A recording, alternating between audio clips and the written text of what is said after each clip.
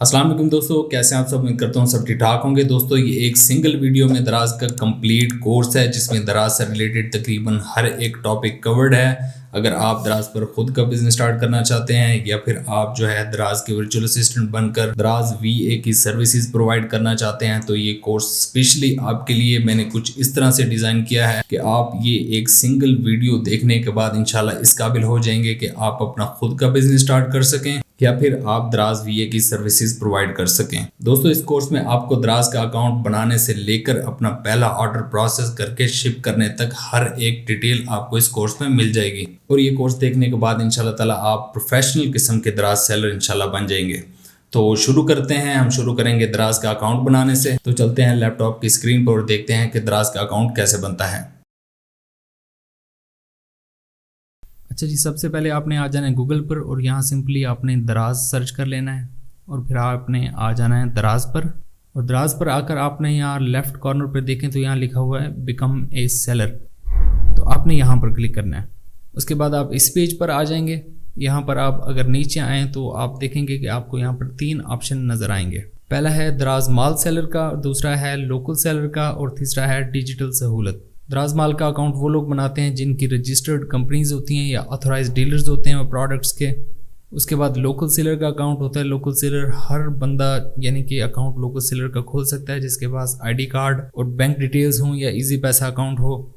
उसके बाद डिजिटल सहूलत है जैसा कि सॉफ्टवेयर्स, नेटफ्लिक्स की सब्सक्रिप्शन, उसके बाद पबजी की यूसीज वगैरह जैसे लोग सेल करते हैं। अगर आपने डिजिटल प्रोडक्ट सेल करनी है तो आप डिजिटल सहूलत का अकाउंट बनाएंगे। अगर आपने दूसरी फिजिकल प्रोडक्ट्स जो होती हैं वो सेल करनी है तो आप लोकल सेलर का अकाउंट बनाएंगे। आमतौर पर सबसे ज़्यादा अकाउंट बनाया जाने वाला लोकल सेलर होता है तो हम आज यही बनाएंगे। आप यहाँ थोड़ा सा नीचे आएंगे तो यहाँ लिखा हुआ है साइन अप नाउ, आपने यहाँ पर क्लिक करना है और आप आ जाएंगे इस पेज पर। यहाँ पर आपने क्या करना है कि सबसे पहले अपना फ़ोन नंबर लिखना है। वो फ़ोन नंबर लिखना है जिस पर आपका व्हाट्सएप बना हो, क्योंकि दराज का जो वेरिफिकेशन के कोड आते हैं, OTPs आती हैं, वो अब व्हाट्सएप पर आती होती हैं। आपने यहाँ पर अपना व्हाट्सएप नंबर लिखना है और स्लाइड को पकड़ के राइट साइड पर स्लाइड करना है।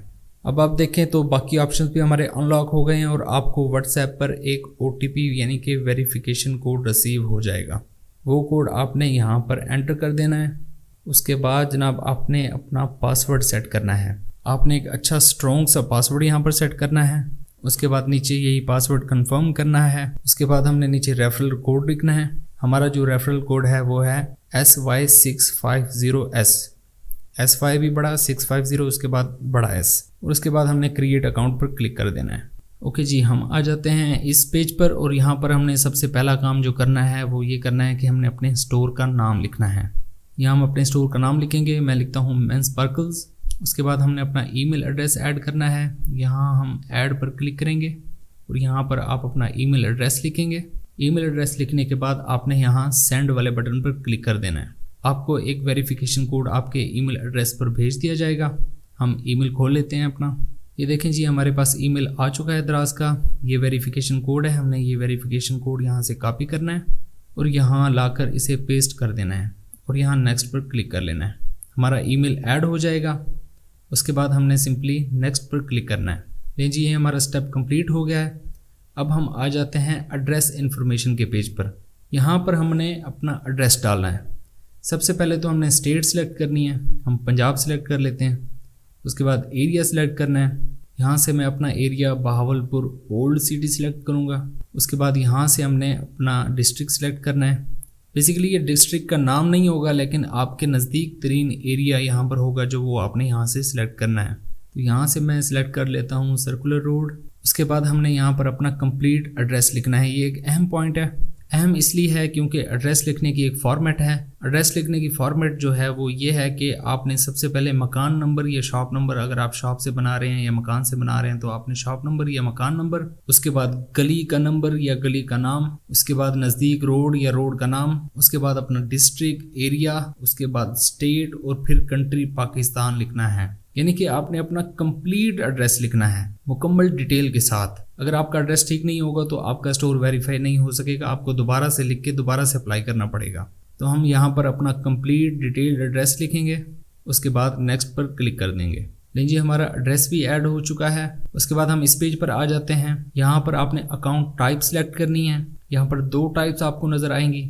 ये बहुत अहम पॉइंट है। अक्सर लोग यहाँ पर गलती करते हैं। गलती ये करते हैं कि लोग यहाँ पर जो है बिजनेस या इनकॉर्पोरेटेड अकाउंट सेलेक्ट कर लेते हैं। तो दराज जो है ना उनसे बिजनेस डिटेल मांगता है जो कि उनके पास नहीं होती है, तो उनके लिए अच्छी खासी परेशानी बन जाती है। तो अगर आपका बिजनेस कोई रजिस्टर्ड नहीं है तो आपने इंडिविजुअल यहाँ पर सिलेक्ट करना है, इनकॉर्पोरेटेड बिजनेस सिलेक्ट नहीं करना, आपने सिंपली इंडिविजुअल सिलेक्ट करना है। हम यहाँ पर इंडिविजुअल सिलेक्ट करेंगे, उसके बाद नेक्स्ट पर क्लिक कर लेंगे। हम आ जाते हैं इस पेज पर। यहाँ पर हमने अपनी आईडी और बैंक डिटेल्स ऐड करनी है। यहाँ पर आपने अपने आईडी कार्ड के फोटोज ऐड करने होते हैं। अगर तो आपके पास आईडी कार्ड की स्कैन्ड कॉपी पीडीएफ फाइल में है जो कि स्कैनर के साथ स्कैन हुई है तो वो आपने पीडीएफ फाइल अपलोड करनी है, नहीं तो सिंपली आपने मोबाइल से एक फ़ोटो लेना है और यहाँ पर अपलोड कर देना है। और याद रखना है कि वो फ़ोटो आपने एडिट नहीं करना। दराज की नई पॉलिसी के मुताबिक अगर आप फ़ोटो एडिट करके यहाँ पर डालेंगे तो आपका अकाउंट की जो रिक्वेस्ट होगी वो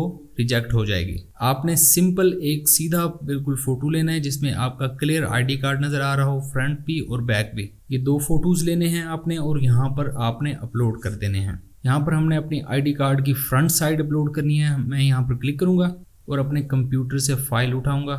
मेरे पास स्कैनर से स्कैन की गई पीडीएफ फाइल्स मौजूद हैं तो इसलिए मैं वो अपलोड करूँगा। आपके पास पीडीएफ स्कैनर वाली नहीं है तो आपने सिंपली मोबाइल से लिया फ़ोटो यहाँ पर अपलोड करना है। तो यहाँ पर आईडी की फ्रंट साइड में यहाँ से उठाऊँगा और यहाँ अपलोड कर दूँगा। उसके बाद बिल्कुल इसी तरह आईडी की बैक साइड भी हमने यहाँ पर अपलोड करनी है, ये भी मैं यहाँ पर अपलोड कर दूँगा। आप यहाँ देखेंगे कि आपका नाम और आईडी कार्ड नंबर ये खुद पिक कर लेगा। अगर इसने खुद पिक ना किया तो आपको मैनुअली यहाँ पर टाइप करना पड़ेगा। उसके बाद हमने नीचे आ जाना है। यहाँ पर हमने क्या करना है कि एक अपने बैंक के चेक बुक की फ़ोटो यहाँ पर अपलोड करनी है। ये भी मेरे पास स्कैन कॉपी पड़ी हुई है तो मैं इसे यहाँ से ओपन करके अपलोड कर दूँगा।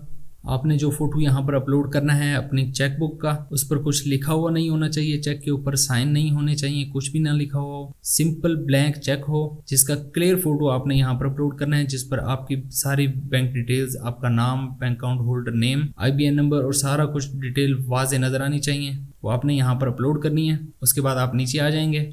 यहाँ पर कुछ डिटेल्स जो है वो चेक बुक से खुद पिक कर लेगा और जो वो पिक नहीं कर सकेगा वो आपको मैनुअली यहाँ पर लिखनी पड़ेगी। सबसे पहले हमने यहाँ पर IBAN नंबर लिखना है। IBAN नंबर आपकी चेक बुक पर भी होता है, आपके बैंक की ऐप में भी होता है और आप बैंक फ़ोन करके भी पता कर सकते हैं। यहाँ पर हम IBAN लिखेंगे। उसके बाद हमने बैंक का नाम सिलेक्ट करना है। यहाँ पर यूनाइटेड बैंक लिमिटेड हम सिलेक्ट करेंगे। उसके बाद ब्रांच कोड इसने खुद पिक कर लिया है। उसके बाद हमने यहाँ पर ब्रांच नेम लिखना है। ब्रांच नेम आपकी चेक बुक की कॉपी पर लिखा हुआ होता है। उसके बाद सिंपली हमने क्या करना है कि नेक्स्ट पर क्लिक कर देना है। लीजिए हमारा अकाउंट जो है वो वेरिफिकेशन के लिए चला गया है। हमारे अकाउंट की वेरिफिकेशन जो है वो इस टाइम प्रोसेस में है। आपको 2-3 दिनों के अंदर ईमेल मौसूल हो जाती है कि आपका अकाउंट वेरीफाई हो गया है। उसके बाद जो है बाकी आप अपने अकाउंट पर प्रोडक्ट लिस्टिंग कर सकते हैं और बाकायदा सेलिंग शुरू कर सकते हैं। जब भी आप प्रोडक्ट अपलोड करेंगे आने वाले वक्त में तो आप क्या करेंगे, यहाँ प्रोडक्ट्स पर क्लिक करेंगे और यहाँ पर ऐड प्रोडक्ट पर क्लिक करके आप वापस यहीं पर इसी पेज पर ही आया करेंगे प्रोडक्ट अपलोड करने के लिए। तो हम जो आज प्रोडक्ट अपलोड करने वाले हैं वो ये रिंग है जो कि मैंने रावलपिंडी के एक बाज़ार से मंगवाई है 50 रुपीज़ पर पीस के हिसाब से। चलें जी शुरू करते हैं। एक बात और मैं आपको बता दूं कि जो डिटेल्स होती हैं प्रोडक्ट की, जैसे कि प्रोडक्ट का नेम, प्रोडक्ट की description, short description, long description वगैरह, ये मैंने पहले से ही लिख के रखी हुई हैं। आपने भी पहले से ही लिख के रख लेनी है। देखें जी टाइटल हो गया हमारी प्रोडक्ट का, यानी कि हमारी प्रोडक्ट का नेम। उसके बाद जो शॉर्ट डिटेल्स होती हैं वो यहाँ पर मैंने लिखी हुई हैं और यहाँ पर मैंने लॉन्ग डिटेल्स यानी कि जो इसकी कंप्लीट डिटेल्स होती हैं वो यहाँ पर लिखी हुई हैं। चलें जी शुरू करते हैं। सबसे पहले आपने क्या करना है कि प्रोडक्ट का नेम डालना है। यहाँ से मैं कॉपी करूँगा प्रोडक्ट का नेम और हम क्या करेंगे यहाँ पर आकर इसे पेस्ट कर देंगे। जैसे ही आप पेस्ट करेंगे प्रोडक्ट का नेम डालेंगे तो नीचे सजेस्टेड कैटेगरीज आ जाएंगी। वो दराज आपसे पूछेगा कि आपकी प्रोडक्ट कौन सी कैटेगरी की है। ठीक है जी, आपने यहाँ पर राइट कैटेगरी सिलेक्ट करनी है जो कि आपके प्रोडक्ट के हिसाब से बिल्कुल फिट आती हो। हमारी जो कैटेगरी बनती है वो बनती है जनाब watches, sunglasses, jewellery, main, rings. ठीक है जी, ये कैटेगरी हमारी बनती है, हम यहाँ पर सिलेक्ट कर लेंगे। जैसे ही कैटेगरी सिलेक्ट करेंगे नीचे वाले सारे ऑप्शन इसके अनलॉक हो जाएंगे। उसके बाद आता है हमारे पास वीडियो URL। जिन लोगों ने YouTube चैनल भी बनाया हुआ है या फेसबुक पेजेस बनाए हुए हैं, तो वो क्या करते हैं कि अपनी प्रोडक्ट की एक छोटी सी खूबसूरत सी वीडियो बनाकर वहाँ पर अपलोड कर देते हैं और उसका लिंक उठाकर यहाँ वीडियो URL में डाल देते हैं। जब कोई कस्टमर आता है आपके पेज पर प्रोडक्ट देखने के लिए, तो उसको वो वीडियो भी मिल जाती है जो कि वो वहीं पर देख लेता है। तो ये उसके लिए है और ये कंपलसरी नहीं है, आप इसे ना भी डालें तब भी कोई प्रॉब्लम नहीं है। तो आपने यहाँ पर डालना है तो डाल दें, नहीं डालना तो कोई बात नहीं, हम भी नहीं डालेंगे। उसके बाद नीचे आ जाती है ब्रांड। हमारी जो प्रोडक्ट है वो किसी ब्रांड से ताल्लुक़ नहीं रखती, इसलिए हमने नो ब्रांड सेलेक्ट करना है। उसके बाद कलर फैमिली, आपने अपनी प्रोडक्ट का कलर सिलेक्ट करना है। हमारा ब्लू है तो हम ब्लू सिलेक्ट करेंगे। उसमें आपने देखा होगा आई बनी हुई थी, एक आई बॉल जो कि ब्लू कलर की थी, हमने ब्लू सेलेक्ट किया। उसके बाद आती है शॉर्ट डिस्क्रिप्शन। शॉर्ट डिस्क्रिप्शन क्या होती है? आपकी प्रोडक्ट के मेन कीज़ होते हैं कि आपकी प्रोडक्ट को शॉर्ट हैंड में एक्सप्लेन करें कि आपकी प्रोडक्ट है क्या, कैसी है। शॉर्ट डिस्क्रिप्शन भी हमने लिख के रखा हुआ है। वो सिंपली क्या करेंगे, हम यहाँ पे से कॉपी करेंगे। जैसे हम देख रहे हैं इम्प्रेसिव, क्वालिटी, वेल क्राफ्टेड। तो इस तरह की छोटी छोटी शॉर्ट डिस्क्रिप्शन जो है ना आपने लिख के रख लेनी है। यहाँ पर लाकर हम इसे पेस्ट कर देंगे Ctrl V से। अच्छा जी, उसके बाद आ जाती है लॉन्ग डिस्क्रिप्शन, यानी कि कंप्लीट डिटेल आपकी प्रोडक्ट की। ठीक है जी, वो भी हमने लिख के रखी हुई है पहले से ही। हम क्या करेंगे, यहाँ से वो कॉपी करेंगे, सेलेक्ट की, कॉपी की और यहाँ आकर Ctrl V दबाकर आपने पेस्ट कर देनी है। ठीक है जी। उसके बाद इंग्लिश डिस्क्रिप्शन, तो इसमें भी हमने आपने वही लॉन्ग डिस्क्रिप्शन ही डालनी है। ठीक है जी, लॉन्ग डिस्क्रिप्शन हमारी दोबारा से हमने डाल दी। What is in the box, आपने एक लाइन में डिस्क्राइब करना होता है कि आप जो बॉक्स कस्टमर को भेजेंगे, जो फ्लेयर भेजेंगे, उसमें है क्या। ठीक है जी, हम यहाँ पर लिख देते हैं 1 पीसीज ऑफ रिंग।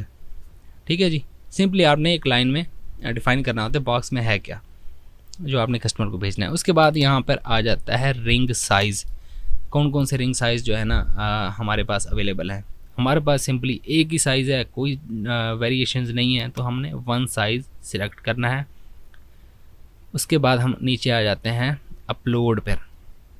यहाँ पर आपने फ़ोटोज़ अपलोड करने हैं अपनी प्रोडक्ट के। तो हम क्या करेंगे, अपलोड में जाएंगे, यहाँ पर फ़ोटो सिलेक्ट करेंगे और आपने यहाँ पर डाल देने। आपके फ़ोटोज़ क्लियर होने चाहिए, प्रोडक्ट के अलावा उसमें और कोई चीज़ नहीं होनी चाहिए। इसके अलावा कोई किसी किस्म की इसमें एडवर्टाइजमेंट नहीं होनी चाहिए।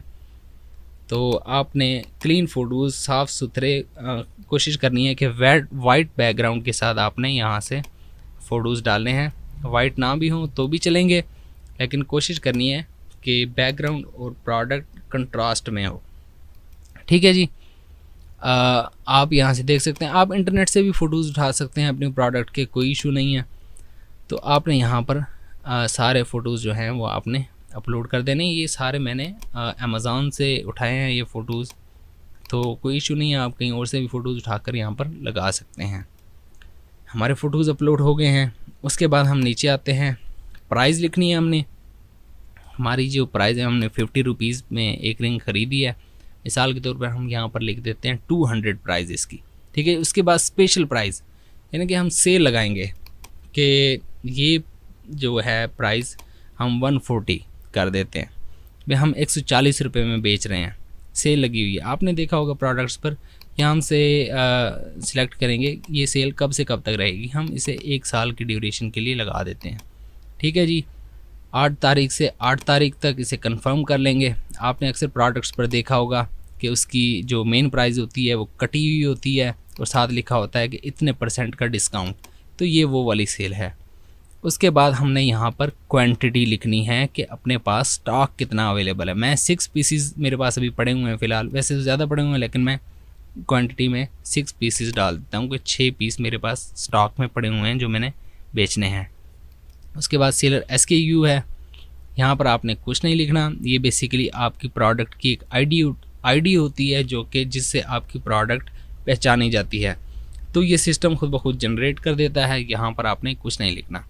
उसके बाद आप फ्री आइटम्स, क्या आप अपने प्रोडक्ट के साथ फ्री आइटम भी दे रहे हैं, तो वो आपने अगर दे रहे हैं तो यहाँ पर लिखना है। तो ज़ाहिर सी बात है मैं नहीं दे रहा, मेरे पास एक रिंग ही है जो मैंने देनी है और कुछ नहीं है, तो मैं कुछ नहीं लिखूँगा। उसके बाद हम नीचे आते हैं, यहाँ पर वारंटी टाइप, आप अपनी प्रोडक्ट की कोई वारंटी भी देना चाहते हैं, अगर है तो नहीं तो नो वारंटी सिंपली लिख देना। उसके बाद यहाँ पर आते हैं पैकेज वेट, आपके पैकेज का जो कि प्रोडक्ट है आपकी पैक होने के बाद उसका वेट कितना है। ठीक है जी, ये है किलोग्राम्स में, केजीज़ में लिखना है आपने वेट। ठीक है जी, किलोग्राम में। तो हमारी प्रोडक्ट 14 ग्राम की है, इसलिए हमारी प्रोडक्ट का वेट होगा 0.014 kg। उसके बाद हम नीचे आ जाते हैं पैकेज डायमेंशंस। डायमेंशंस का मतलब है कि जो आपने प्रोडक्ट भेजनी है उसका साइज़ क्या है, उसकी लंबाई, उसकी चौड़ाई और उसकी ऊंचाई, ये तीनों आपने लिखनी होती हैं। ठीक है जी, आपकी प्रोडक्ट की लंबाई, चौड़ाई और ऊंचाई। ठीक है, ये साइज़ होता है सेंटीमीटर्स में। तो हमने इसकी जनाब लेंथ लिख दी है जी 3 सेंटीमीटर। उसके बाद हम इसकी विड्थ यानी कि चौड़ाई लिख देंगे, चौड़ाई इसकी बनती है तकरीबन 2 सेंटीमीटर। उसके बाद हम इसकी हाइट लिख देंगे, हाइट बनती है जी 3 सेंटीमीटर। उसके बाद हम आ जाते हैं नीचे जी सबमिट पर क्लिक करेंगे तो हमारी प्रोडक्ट जनाब अपलोड हो जाती है। लेकिन जी success, your product has successfully been published लिखा हुआ है, लेकिन ये अभी लाइव नहीं है। ठीक है जी, वेबसाइट पर शो नहीं हो रही, ये आपकी प्रोडक्ट अभी अपलोड हो गई है। लेकिन दराज का क्वालिटी कंट्रोल का एक यूनिट होता है जो कि चेक करता है कि ये वाकई प्रोडक्ट सही अपलोड हुई है, क्या इसकी प्रोडक्ट जो अपलोड हुई है इसकी कैटेगरी ठीक है, क्या ये प्रोडक्ट कोई रिस्ट्रिक्टेड प्रोडक्ट तो नहीं है जो कि दराज पर बेचने की इजाज़त नहीं है, क्या ये प्रोडक्ट सही से लिस्ट हुई है, इसके फ़ोटोज़ ठीक हैं, ब्रांड जो मेंशन किया गया है वो ठीक है। ये सारी चीज़ें दराज चेक करता है, उसकी क्वालिटी कंट्रोल की एक टीम होती है जो इसे चेक करती है बाकायदा मैनुअली। उसके बाद अगर आपकी प्रोडक्ट बिल्कुल ठीक है तो इसे क्या करेंगे, वो अप्रूव कर लेंगे और अप्रूव करने के बाद आपकी प्रोडक्ट लाइव हो जाएगी। अगर अप्रूव नहीं होती तो ये रिजेक्ट हो जाएगी। ठीक है जी, अगर आप देखना चाहें अपनी प्रोडक्ट का स्टेटस तो प्रोडक्ट्स में जाएं या मैनेज प्रोडक्ट्स हैं यहाँ पर क्लिक करें और हम आ जाएंगे इस पेज पर। और अगर यहाँ पर आप देखें तो पेंडिंग QC, हमारी प्रोडक्ट इस वक्त पेंडिंग QC में पड़ी है, यानी कि पेंडिंग QC का मतलब है पेंडिंग क्वालिटी कंट्रोल चेक। ठीक है जी, अभी इस प्रोसेस में 3 से 4 दिन भी लग सकते हैं, 2 दिन भी लग सकते हैं। ठीक है जी, ये देखें SQ इसने खुद ब खुद अपना जनरेट करके लगा दिया है। ठीक है जी, उम्मीद है आपको वीडियो पसंद आई होगी। मिलते हैं अगली वीडियो में, तब तक के लिए अल्लाह हाफिज़। स्टेप्स फॉर दराज प्रोडक्ट हंटिंग। प्रोडक्ट हंटिंग का सबसे पहला जो स्टेप होता है वो होता है क्रिएट क्राइटेरिया। क्रिएट क्राइटेरिया क्या चीज़ है? तो जब हम प्रोडक्ट हंटिंग करते हैं तो हम एक क्राइटेरिया बनाते हैं कि हमारी प्रोडक्ट होनी कैसे चाहिए। क्राइटेरिया डिपेंड भी कर सकता है आपके बजट पर और आपके बिज़नेस मॉडल पर कि आपने कितना बड़ा बिज़नेस करना है या कितना छोटा बिज़नेस करना है, कि आप ब्रांड के साथ बिज़नेस कर रहे हैं या विदाउट ब्रांड कोई आप प्रोडक्ट हंट करके बेचना चाह रहे हैं। तो इसमें और भी काफ़ी सारे फैक्टर होते हैं, मैं आपको एक जनरल से क्राइटेरिया आपके साथ शेयर करूँगा। तो ये है जी दराज प्रोडक्ट हंटिंग क्राइटेरिया। ठीक है जी, तो अब हम इसमें मैंने 12 चीज़ें इंक्लूड की हैं। ये क्राइटेरिया आप अगर चाहें तो थोड़ा सा रिलैक्स भी कर सकते हैं, अगर चाहें तो थोड़ा सा इससे ज़्यादा टाइट भी कर सकते हैं। क्राइटेरिया जितना आपका सख्त होगा आपकी प्रोडक्ट के सक्सेसफुल होने के चांसेस उतने ज़्यादा होंगे, और आपका अगर क्राइटेरिया लूज़ होगा तो आपकी प्रोडक्ट के सक्सेसफुल होने के चांसेस जितना लूज़ होता जाएगा उतना कम होते जाएंगे। ठीक है जी, अब हम अपने क्राइटेरिया को 1 बाय 1 समझेंगे। और साथ में आपको मैं इसमें जो हम सॉफ्टवेयर और टूल्स इस्तेमाल करते हैं उनकी डिटेल भी आपको साथ साथ देता जाऊंगा, हम अपना क्राइटेरिया जब समझते जाएंगे साथ साथ। तो सबसे पहली जो चीज़ है हमारे क्राइटेरिया में वो है product should not B trendy. ठीक है जी, ट्रेंडी प्रोडक्ट क्या होती है मैं आपको प्रैक्टिकल के साथ समझाऊंगा इंशाल्लाह। तो हम जाएंगे सीधा गूगल पर और गूगल पर लिखेंगे गूगल ट्रेंड्स। ठीक है जी, और यहाँ पर हम पहले लिंक पर क्लिक कर लेंगे। ठीक है जी, और हम यहाँ पर कोई भी एक प्रोडक्ट सर्च करते हैं। मिसाल के तौर पर मैं यहाँ पर सर्च कर लेता हूँ फेस मास्क। ठीक है जी, और मैंने यहाँ पर फेस मास्क जैसे ही सर्च किया और यहाँ पर रिज़ल्ट शो हुआ। आपने यहाँ पर क्या करना है कि सिलेक्ट करने लेना है पास्ट 5 ईयर्स। ठीक है जी, अब 5 साल के जब हमारे पास रिज़ल्ट आया, हमने यहाँ से देखें यहाँ पर कोई डिमांड नहीं है फेस मास्क की। ठीक है जी, ये पाकिस्तान का रिज़ल्ट आपको शो करवा रहा है, सिंध, पंजाब, आज़ाद कश्मीर, इस्लामाबाद वगैरह। अब यहाँ पर देखें कोई डिमांड नहीं है, और यहाँ पर जब कोरोना आया तो इसकी डिमांड ये देखें आसमानों को छू रही है, पूरे 100 तक पहुँच चुकी है। ठीक है जी, यानी कि ट्रेंडी प्रोडक्ट का मतलब होता है कि एक दफ़ा ट्रेंड आया मार्केट में, उसकी अशद ज़रूरत पड़ गई, उसके बाद जब कोरोना आप देखें जब ख़त्म होता गया आहिस्ता आहिस्ता इसका ट्रेंड भी कम होता गया। उसके बाद ये और ज़्यादा दूसरी वेव आई, फिर थोड़ा सा हुआ, उसके बाद फिर ये 0 पे आ गया, यानी कि बहुत कम हो गया। यानी कि एक दफ़ा इसका ट्रेंड बहुत ऊंचा चला गया, उसके बाद ये बिल्कुल नीचे आ गया। इसे कहते हैं ट्रेंडी प्रोडक्ट। ट्रेंडी प्रोडक्ट का नुकसान ये होता है जब आप स्टॉक ख़रीद लेते हैं, जब उसका ट्रेंड ख़त्म हो जाता है वो सारा स्टॉक बच जाता है, जो कि सीधा साधा नुकसान में चला जाता है। ठीक है जी, उसके बाद हमारे पास जो क्राइटेरिया का जो दूसरी चीज़ है वो है product should not B seasonal. ठीक है जी, आपकी प्रोडक्ट सीजनल नहीं होनी चाहिए। सीजनल प्रोडक्ट क्या होती है, फिर से हम गूगल ट्रेंड्स पर आएंगे और यहाँ पर मिसाल के तौर पर मैं सर्च करता हूँ पाकिस्तान फ्लैग। ठीक है जी, पाकिस्तान का झंडा मैंने यहाँ पर सर्च किया और वापस हमने यहाँ पर पास्ट 5 ईयर्स में देखना है। ठीक है जी, और यहाँ पर आप देखें डिमांड इसकी, ये पाकिस्तान का ही रिज़ल्ट आपको शो करवा रहा है।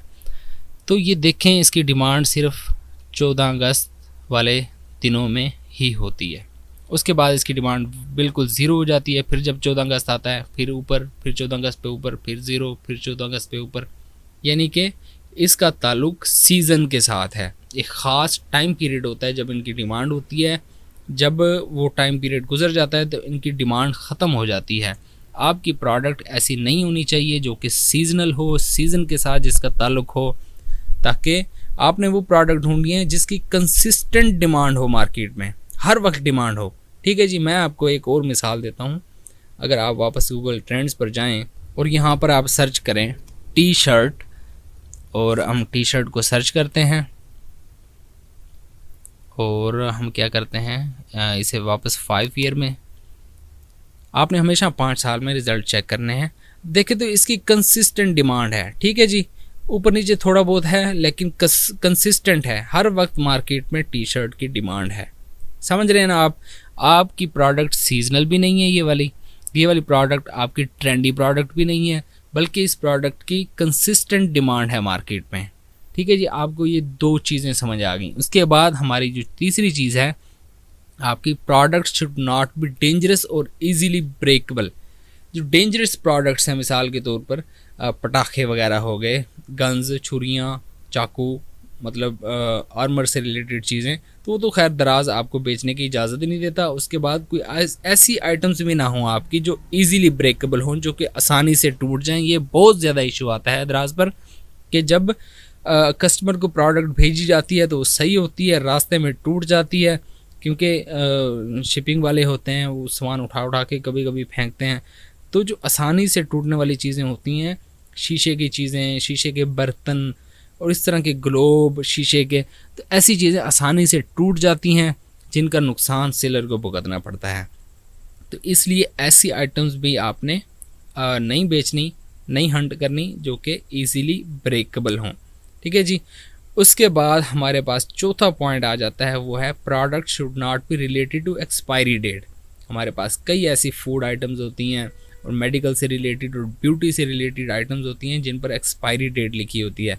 बाज़ औक़ात ऐसा होता है कि आप माल ख़रीद लेते हैं बहुत ज़्यादा और वो आपका पड़ा रहता है और वो एक्सपायर हो जाता है, जो कि सरासर नुकसान में चला जाता है। इसलिए आपकी प्रोडक्ट एक्सपायरी डेट से भी रिलेटेड नहीं होनी चाहिए। उसके बाद जनाब हमारे पास नंबर 5 पर पॉइंट जो है वो है product should not be in gated category. Gated category क्या होती है कि वो कैटेगरी जिस पर दराज आपको बेचने के लिए आपसे सर्टिफिकेट मांगे। मेडिकल से रिलेटेड प्रोडक्ट्स भी हैं, उसके बाद क्या कहते हैं हेल्थ से रिलेटेड प्रोडक्ट्स भी हैं, ब्यूटी से रिलेटेड कुछ प्रोडक्ट्स भी हैं जिसमें वाइटनिंग क्रीम्स और कुछ ऐसी चीज़ें हैं जो कि गेटेड कैटेगरी में आते हैं, जिनको आप दराज पर बेचने के लिए आपको सर्टिफिकेट दिखाना होता है कि ये अप्रूव्ड प्रोडक्ट है, इसके कोई साइड इफेक्ट्स नहीं है वगैरह वगैरह। लेकिन लंबा प्रोसेस होता है, कभी आपकी प्रोडक्ट वो अप्रूव होती है और कभी नहीं होती। ठीक है जी, आपने गेटेड कैटेगरी में नहीं जाना। उसके बाद आ जाती है हमारे पास point number 6, product should be in standard size and weight. आपकी प्रोडक्ट का ना तो वेट ज़्यादा होना चाहिए ना ही साइज़ ज़्यादा होना चाहिए। आपकी प्रोडक्ट 50 रुपये की होगी और बहुत बड़ी होगी तो क्या होगा कि उसकी शिपिंग कॉस्ट बढ़ जाएगी। ठीक है जी, प्रोडक्ट जो बंदा ख़रीदेगा जब उसका साइज़ बड़ा होगा तो दराज क्या करता है कि साइज़ और वेट के साथ शिपिंग कॉस्ट कैलकुलेट करता है। जब प्रोडक्ट का साइज़ और वेट ज़्यादा होता है तो शिपिंग कॉस्ट ज़्यादा पड़ती है और कस्टमर हेजिटेट होते हैं उस प्रोडक्ट को ख़रीदने में। क्यों? क्योंकि लोकल मार्केट में, लोकल बाज़ारों में उसका रिप्लेसमेंट उन्हें बहुत सस्ता पड़ जाता है। ठीक है, इसलिए बड़े साइज़ और बड़े ज़्यादा वज़न की चीज़ें आपने नहीं बेचनी। उसके बाद हमारे पास पॉइंट नंबर 7 आता है, the product price should be according to the budget.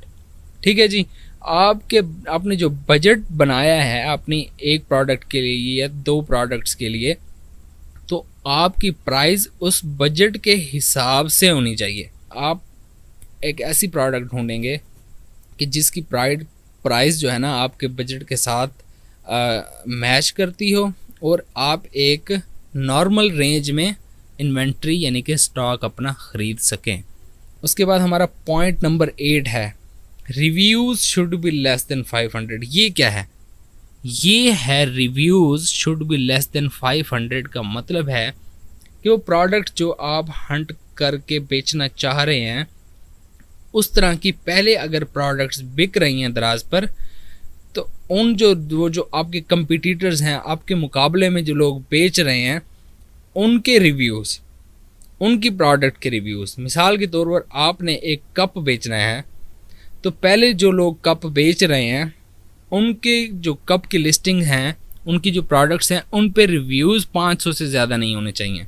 उसकी वजह भी है, उसकी वजह ये है कि जब रिव्यूज़ 500 से ज़्यादा होंगे, 1000, 1200, 1500 रिव्यूज़ होंगे, तो कस्टमर्स क्या करते हैं, जिसके रिव्यूज़ सबसे ज़्यादा होते हैं प्रोडक्ट उससे ख़रीदते हैं। वो एक किस्म की डोमिनेंट हो जाती है बाकी प्रोडक्ट्स पे, बाकी प्रोडक्ट्स को वो मार्केट में नहीं आने देती। ठीक है जी, और रिव्यूज़ कैसे चेक करते हैं ये मैं आगे आपको सॉफ्टवेयर के साथ चेक करते हैं, वो मैं आपको तरीका समझा दूंगा। उसके बाद rating should be more then 4.0। आपके मुकाबले में जो लोग सेम प्रोडक्ट बेच रहे हैं उन सारी प्रोडक्ट्स की रेटिंग 4 से ज़्यादा होनी चाहिए। अगर रेटिंग 4 से कम होगी तो इसका मतलब है कि इसके बैड रिव्यूज़ आ रहे हैं, इसके रिव्यूज़ अच्छे नहीं आ रहे, इसकी रेटिंग्स अच्छी नहीं आ रही, प्रोडक्ट की कोई ख़ास डिमांड नहीं रहेगी, वो प्रोडक्ट की डिमांड ख़त्म हो जाएगी, यानी कि प्रोडक्ट अच्छी नहीं है। ठीक है जी, उसके बाद है जी monthly sales should be more than 300 pieces. इसका मतलब है कि आपके जो कंपटीटर्स होंगे जो सेम प्रोडक्ट्स पहले दराज पर बेच रहे हैं, उनमें से जो ज़्यादातर लोग हों उनकी मंथली सेल 300 पीसीस से ज़्यादा होनी चाहिए। ठीक है जी, मंथली सेल 300 पीसीस से, यानी कि डेली के वो कम से कम भी 10 ऑर्डर उस प्रोडक्ट के कर रहे हों। तो ये हमें कैसे पता चलेगा, ये भी हम इसके लिए एक सॉफ्टवेयर यूज़ करते हैं, वो भी मैं आपको आगे चल के समझाऊंगा प्रैक्टिकल करके।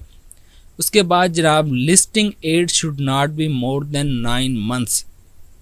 अब लिस्टिंग एज क्या होती है? आपके कंपटीटर्स आपके मुकाबले में जो सेम प्रोडक्ट पहले से ही बेच रहे हैं, यानी कि उन्होंने जब प्रोडक्ट अपलोड की आज तक उसको 9 महीने हो चुके हों, इससे कम हो चुके हों, इससे ज़्यादा ना हो, उसकी वजह भी है। उसकी वजह यह है कि लिस्टिंग्स जब बहुत पुरानी होती हैं, प्रोडक्ट्स जो कि बहुत पुरानी बिक रही होती हैं दराज पर, तो आमतौर पर क्या होता है कि प्रोडक्ट्स के नए नए मॉडल्स आ जाते हैं, नए नए ट्रेंड मार्केट में आ जाते हैं, एक नई तरफ मार्केट चल पड़ती है और पुरानी जो लिस्टिंग्स होती हैं उनकी जगह नई लिस्टिंग्स ले लेती हैं। वो एक किस्म की एक्सपायर हो जाती हैं। एक्सपायर तो आप नहीं कह सकते, अब ये कह सकते हैं कि वो रुझान पुराना हो जाता है, दुनिया नए रुझान की तरफ चली जाती है।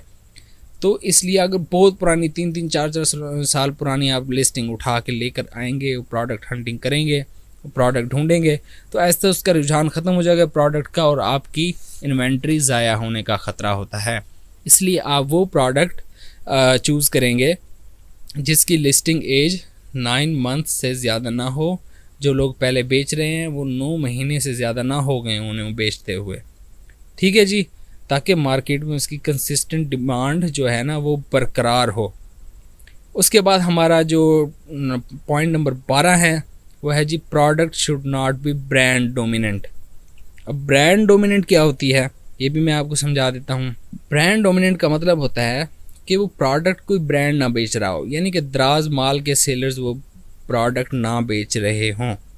अगर तो दराज माल के सेलर वो प्रोडक्ट पहले से बेच रहे हैं, तो अगर वही प्रोडक्ट आप बेचने की कोशिश करेंगे, दराज माल अगर आप लोकल सेलर के अकाउंट से बेच रहे हैं और दराज माल के जो लोग हैं वो भी वही सेम प्रोडक्ट बेच रहे हैं और वो आपके मुकाबले में हैं, तो ज़ाहिर सी बात है वो जीत जाएंगे और आप हार जाएंगे, ठीक है जी। ये तो एक हो गई एक किस्म की ब्रांड डोमिनेंसी कि दराज माल के जो सेलर्स होते हैं हमेशा लोग उनसे ज़्यादा ख़रीदते हैं और जो लोकल सेलर होते हैं उनकी सेल्स उनके मुकाबले में सेम प्रोडक्ट पर कम हो जाती हैं।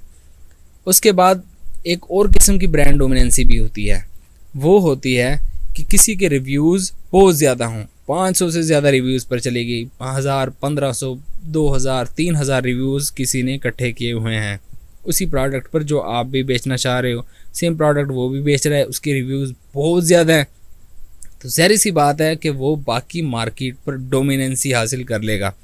वो किस तरह कि जब कोई कस्टमर आता है प्रोडक्ट ख़रीदने के लिए, वो देखता है कि जिसके सबसे ज़्यादा रिव्यूज़ हों वो उसी पर रिलाई करता है कि ये बंदा सही है, हमेशा सबको सही प्रोडक्ट देता है, इतने सारे इसके रिव्यूज़ हैं, रेटिंग्स हैं, तो मैं भी इसी से ख़रीद लेता हूँ।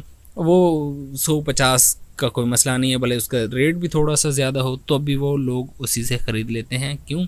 क्योंकि उसके बहुत ज़्यादा रिव्यूज़ होते हैं, वो बाकी सारी अपनी एक जैसी जो उसके साथ की लिस्टिंग्स होती हैं वो सब पर हावी हो चुकी होती है, यानी कि डोमिनेंट हो चुकी होती है। ओके जी, क्राइटेरिया आपको समझ आ गया। अब हम आ जाते हैं अपने स्टेप नंबर 2 पर, फाइंड ए प्रोडक्ट। हमने प्रोडक्ट ढूंढनी कैसे है, ठीक है, जो हमारे क्राइटेरिया पर फिट हो। तो इसके लिए हम एक सॉफ्टवेयर इस्तेमाल करते हैं और सॉफ्टवेयर का नाम है जारविस। तो हम गूगल पर जाएंगे और यहाँ पर हम लिखेंगे जारविस दराज, ठीक है जी। जारविस दराज पर लिखकर हम इसे सर्च करेंगे और यहाँ पर हम सबसे पहला जो लिंक है प्रोडक्ट हंटिंग टूल लिखा हुआ है, दराज प्रोडक्ट हंटिंग टूल, हम इस पर क्लिक कर लेंगे, ठीक है जी। हमने क्या करना है जी, सबसे पहले यहाँ पर अकाउंट बनाना है, साइन अप फॉर फ्री, ठीक है जी। यहाँ पर अपना फुल नेम लिख देंगे, ईमेल एड्रेस, पासवर्ड और कंफर्म पासवर्ड। उसके बाद क्रिएट अकाउंट पर आप क्या करेंगे, क्लिक करके अपना अकाउंट बना लेंगे। मेरा अकाउंट पहले बना हुआ है तो मैं सिंपली क्या करूँगा, लॉगिन करूँगा, ईमेल आईडी और पासवर्ड देकर अपने जारविस के अकाउंट में आ जाऊँगा। देखें प्रोडक्ट्स भी शो हो रही हैं, ट्रैकर्स भी शो हो रहे हैं। तो आपने क्या करना है प्रोडक्ट ढूंढने के लिए, इससे पहले हमने एक और टूल जो कि जारविस का ही है, जारविस का सब टूल है, वो है जारविस की क्रोम एक्सटेंशन। इसके लिए आप क्रोम ब्राउज़र इस्तेमाल करेंगे, गूगल क्रोम ब्राउज़र, और गूगल पर जाकर आप लिखेंगे जारविस क्रोम एक्सटेंशन, सर्च करेंगे और यहाँ पर हम पहला लिंक क्लिक करेंगे और हम एक्सटेंशन में आ जाएंगे और हम यहाँ पर एक्सटेंशन देख रहे हैं, इसे ऐड टू क्रोम करेंगे। ये जारविस की एक्सटेंशन है जो कि आपके क्रोम ब्राउज़र के साथ अटैच हो जाती है, जो कि आपको डाटा दिखाती है। ये हम ऐड टू एक्सटेंशन करेंगे और हमारी एक्सटेंशन हमारे क्रोम ब्राउज़र के साथ अटैच हो रही है, ठीक है जी। लें जी, हमारी एक्सटेंशन ऐड हो चुकी है हमारे क्रोम ब्राउज़र के साथ। यहाँ पर अपने जो अकाउंट बनाया होगा उससे लॉगिन करेंगे। हम वापस जाते हैं अपने जारविस में, तो सबसे पहले आप यहाँ पर देखेंगे लिखा हुआ है प्रोडक्ट डेटाबेस। हम प्रोडक्ट डेटाबेस पर क्लिक करेंगे। प्रोडक्ट ढूंढने के लिए हमने अपने क्राइटेरिया के हिसाब से प्रोडक्ट ढूंढनी है, ठीक है जी। अब यहाँ पर फ़िल्टर्स देख रहे हैं आप, फ़िल्टर्स पर क्लिक करेंगे और उसके बाद आपके सामने बहुत सारे फ़िल्टर्स आ गए हैं, ठीक है जी। सबसे पहले आप अगर देखें तो यहाँ पर कैटेगरीज़ हैं कि आपने किस कैटेगरी के अंदर प्रोडक्ट ढूंढना चाहते हैं। यहाँ पर आम जो कैटेगरीज़ हैं वो हम सिलेक्ट करेंगे, होम एंड किचन, उसके बाद home appliance, laundry and cleaning भी जो हम सिलेक्ट कर लेते हैं, यानी कि हमें इन कैटेगरीज़ के अंदर प्रोडक्ट ढूंढनी है, ठीक है जी। उसके बाद हम मिनिमम प्राइस जो है ना अपनी प्रोडक्ट की सेट कर लेंगे, कम से कम प्राइस होनी कितनी चाहिए, तो यहाँ पर 200 लिख देते हैं। मैक्सिमम प्राइस ज़्यादा से ज़्यादा कितनी प्राइस होनी चाहिए, 500 हम लिख देते हैं। रिव्यूज़ कितने होने चाहिए, ये वो प्राइस है जो कि आपके कंपटीटर्स की होगी, आपके मुकाबले में जो लोग दराज पर पहले बेच रहे हैं उनकी प्राइस और उनका सारा डाटा होगा, ठीक है जी। ये बेसिकली आपके कंपटीटर्स जो होंगे दराज पर, ये सारा जारविस जो है ये दराज से सारा अपना डाटाबेस इकट्ठा करता है। डाटाबेस पर जो भी डाटा शो करता है वो सारा दराज से ही आ रहा होता है, ठीक है जी। ये दराज के साथ कनेक्टेड होता है। यहाँ पर हम लिख देते हैं मिनिमम 50 और मैक्सिमम रिव्यूज़ हम लिख देते हैं हमारे जो मुकाबले में लोग होंगे उनके 500 से ज़्यादा ना हों। मिनिमम रेटिंग्स, कम से कम भी रेटिंग्स आपकी 4 होनी चाहिए, मैक्सिमम वैसे ही 5 होती हैं, तो हम ये छोड़ देंगे। मिनिमम डेली यूनिट सेल, ठीक है जी, कम से कम भी उनकी सेल कितनी होनी चाहिए डेली की, हम लिख देते हैं 15 यूनिट, ये बनते हैं 450 यूनिट पर मंथ, ठीक है जी। उसके बाद हम मिनिमम LQS होता है, ये बेसिकली लिस्टिंग क्वालिटी होती है, इसे आप छोड़ दें, क्योंकि अगर लिस्टिंग क्वालिटी किसी की कम भी है तो आप ख़ुद उसे ज़्यादा इम्प्रूव करके आपकी जो लिस्टिंग ऑप्टिमाइजेशन है वो करके आप प्रोडक्ट को अच्छा रैंक कर सकते हैं, तो हम ये छोड़ देंगे। उसके बाद हम लिखते हैं मिनिमम एज, आपकी जो लिस्टिंग की एज है मिनिमम, और या मैक्सिमम पर हम लिखेंगे 9 महीने, यानी कि 9 महीने से ज़्यादा पुराने नहीं होनी चाहिए वो प्रोडक्ट। उसके बाद हम सर्च करेंगे, ये हमें डाटा दिखाना शो कर देगा। असल में ये अभी डाटा ढूंढ रहा है दराज पर से, और इसने ढूंढ लिए हैं, और हमारे जो हमने फ़िल्टर्स लगाए थे उसके हिसाब से इसे 3 प्रोडक्ट्स, हमारे जो क्राइटेरिया हमने लगाया था उसके हिसाब से इसे 3 प्रोडक्ट्स मिली हैं जो कि हमारे क्राइटेरिया पर पूरी उतर रही हैं, ठीक है जी। यहाँ पर ये मग है, कस्टमाइज मग। उसके बाद आप उसके बाद ये वाली प्रोडक्ट है यहाँ पे फ्लोटेबल लॉन्ड्री, और उसके बाद यहाँ पे एक्स्ट्रा लॉन्ग वॉशिंग ग्लव्स, ये काफ़ी इंटरेस्टिंग लग रही है, तो हम इस पर अपनी यानी कि मज़ीद आगे रिसर्च आगे बढ़ाते हैं। हम क्या करेंगे, इसे ओपन इन दराज, यहाँ पर क्लिक करेंगे और ये दराज में ये प्रोडक्ट ओपन हो जाएगी, ठीक है जी। इस पर हमने क्या करना है, अच्छा जी, हमने सबसे पहला काम क्या करना है कि इसके जो मेन कीवर्ड है ना वो कॉपी करने हैं। यहाँ पर इसके मेन कीवर्ड हैं एक्स्ट्रा लॉन्ग वॉशिंग ग्लव्स, हम ये कॉपी करेंगे और कॉपी करके हमने क्या करना है, यहाँ पर पेस्ट करने हैं और इन्हें सर्च करना है, ठीक है जी। इससे क्या होगा कि इससे रिलेटेड प्रोडक्ट्स जितनी भी दराज पर बिक रही हैं वो हमें शो होना शुरू हो जाएंगी। तो हमने क्या करना है, यहाँ पर एक्सटेंशन रन कर देनी है, यहाँ पर क्लिक करेंगे और हमें यहाँ पर बहुत सारा डाटा ये एक्सटेंशन शो करवाएगी। देखें जी, बहुत सारा डाटा शो हो रहा है। यहाँ पर बड़ा प्रॉब्लम होता है, अक्सर लोग जो है ना बैग जाते हैं, उन्हें समझ नहीं आती। यहाँ पर ये होता है कि ये जो कीवर्ड्स हमने सर्च किए हैं इसके बदले में बहुत सारी ऐसी प्रोडक्ट्स भी हैं जो कि वो प्रोडक्ट नहीं है जो हम ढूंढना चाह रहे हैं, ठीक है जी। यानी कि वो एक्स्ट्रा लॉन्ग वॉशिंग ग्लव्स नहीं है, वो कुछ और ही है। तो उसकी जो है ना लिस्टिंग्स भी यहाँ पर शो हो रही हैं, इनकी प्राइस भी, रेटिंग्स भी, रिव्यूज़ भी, सारा कुछ शो हो रहे हैं। ऊपर वाली तो बिल्कुल आपने देखनी ही नहीं है ना, कि होती हैं एवरेज सेल्स, रिव्यूज़, रेटिंग्स वगैरह, इन पर तो आपने बिल्कुल भी नज़र नहीं डालनी, ये आपको बिल्कुल ही बहका देंगी। इन पर बिल्कुल नज़र नहीं डालनी, और बाकी जो हैं लिस्टिंग्स इन पर भी आपने नज़र नहीं डालनी। ठीक है जी। आप सीधा क्या करेंगे, इसे कैंसिल करेंगे। हम क्या करेंगे कि हमारी जो रिलेटेड प्रोडक्ट्स हैं जो कि हमने extra long washing glove search किए थे वो सारे हमने एक एक करके खोल लेने हैं। सारी प्रोडक्ट्स वो वाली हमने जो कि पहले पेज पर हमें नज़र आए वो सारी हमने एक एक करके खोल लेनी है। ये देखें, एक ये भी है, इसे भी हम खोल लेते हैं। ये वाली भी एक्स्ट्रा लॉन्ग है, इसे भी हम खोल लेते हैं। उसके बाद ये एक और है, इसे भी हम खोल लेते हैं। यानी कि पहले पेज पर जितनी भी आपको सिमिलर प्रोडक्ट्स नज़र आए, वही प्रोडक्ट जो कि आप जिस पर रिसर्च कर रहे हैं, जिसको एनालाइज कर रहे हैं, जितनी भी प्रोडक्ट्स नज़र आएँ वो आपने खोल लेनी है सारी की सारी। ठीक है जी। यहाँ पर कुछ ऐसी प्रोडक्ट्स भी होती हैं जो कि वो नहीं होती, रिव्यूज़ और रेटिंग्स और कमर्शियल की बुनियाद पर वो आपकी लिस्टिंग में पहले नंबर पर या दूसरे नंबर पर ये इस तरह आई होती हैं पहले पेज पर, लेकिन आपने वो नहीं खोलनी। आप जिस प्रोडक्ट पर एनालिसिस कर रहे हैं आपने उससे रिलेटेड वही सेम प्रोडक्ट्स आपने ओपन करनी है। हमने किया था एक्स्ट्रा लॉन्ग वॉशिंग ग्लव्स, तो हमने वो सारे एक्स्ट्रा लॉन्ग वॉशिंग ग्लव्स खोल लिए हैं।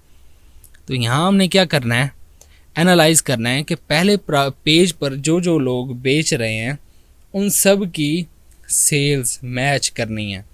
मिसाल के तौर पर 10 लोग बेच रहे हैं, 10 लोग पहले पेज पर जो बेच रहे हैं उन 10 में से कम भी 5 से 7 लोग आपके क्राइटेरिया पर पूरे उतरने चाहिए। उन सब के रिव्यूज़ जो है ना वो 500 से कम होने चाहिए। उन सब की सेल्स जो है ना 300 यूनिट पर मंथ से ज़्यादा होनी चाहिए, या कम से कम 300 यूनिट सारे के सारे बेच रहे हों। उसके बाद उनकी रेटिंग्स उतनी होनी चाहिए, कम से कम भी 4 होनी चाहिए। तो यानी कि आप पहले पेज पर जो प्रोडक्ट्स देखेंगे, सेम प्रोडक्ट जो मुख्तलिफ लोग बेच रहे हैं, उन सब में से मिसाल के तौर पर अगर 10 लोग बेच रहे हैं तो 10 में से आधे से ज़्यादा वो लोग होने चाहिए जो आपके क्राइटेरिया पर पूरे उतरते हों, जिससे हमें पता चलेगा कि ये प्रोडक्ट वाकई इसकी मार्केट में डिमांड है। अगर एक बंदा ही सारी बेची जा रहा है बाकी कोई नहीं बेच रहे, तो इसका मतलब है डिमांड नहीं है, एक बंदा ही सारी सेल जनरेट कर रहा है। तो पहले पेज पर जितने भी लोग बेच रहे हों वही सेम प्रोडक्ट, उसमें से आधे से ज़्यादा वो सारे नंबर अचीव कर रहे हों जो कि आपकी क्राइटेरिया में मौजूद हों। ठीक है जी। ये बहुत अहम है, ये आपने लाजमी करना है। ठीक है जी। हम क्या करेंगे, यहाँ पर देखें जारविस की एक्सटेंशन हमें डाटा शो करवा रही है कि इस बंदे ये एक्स्ट्रा लॉन्ग वॉशिंग ग्लव्स हैं, इसकी प्राइस है 285, और यहाँ पर आप देखें तो इसके स्टॉक में 2600 पड़े हुए हैं, लेकिन एस्टिमेटेड सेल जो है ना इसकी 4 पीसेस की है। अब हम ये वाला देख लेते हैं। यहाँ पर हमें साथ में डाटा शो नहीं हो रहा, तो हम क्या करेंगे, दराज की एक्सटेंशन रन करेंगे यहाँ पर और फिर इसे क्लोज़ कर देंगे, और हमें यहाँ पर डाटा नज़र आना लग जाएगा। तो ये बंदा जो है ना 76 यूनिट इसके पड़े हुए हैं अवेलेबल स्टॉक में, और इसकी सेल जो है ना तकरीबन 300 के करीब हैं। ये बंदा तो हमारे क्राइटेरिया पर पूरा उतर रहा है। इसकी लिस्टिंग एज भी कम है, 7.6 है, और इसके यूनिट्स जो हैं जो ये बेच रहा है वो भी तकरीबन 300 यूनिट बेच रहा है। अब हम तीसरा चेक कर लेते हैं। यहाँ भी एक्सटेंशन रन करेंगे क्योंकि डाटा शो नहीं हो रहा। एक्सटेंशन रन करके इसे दोबारा से काट देंगे, जिससे हमें डाटा शो होना शुरू हो जाएगा। देखें जी, इसका जो अवेलेबल स्टॉक है वो 83 है, और इसकी जो सेल्स हैं 12 से 13 यूनिट पूरे एक महीने में ये बेचता है, सिर्फ 12 से 13 यूनिट। यानी कि ये हमारे क्राइटेरिया के बिल्कुल ही खिलाफ जा रहा है।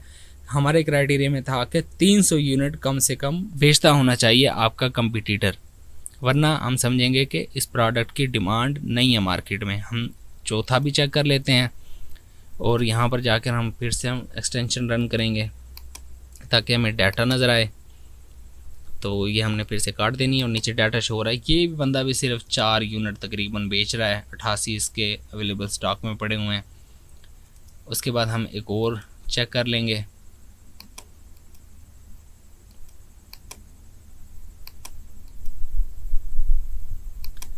ये बंदा जनाब 485 यूनिट इसके अवेलेबल स्टॉक में पड़े हुए हैं, और 55 से 56 ये पर मंथ सेल कर रहा है।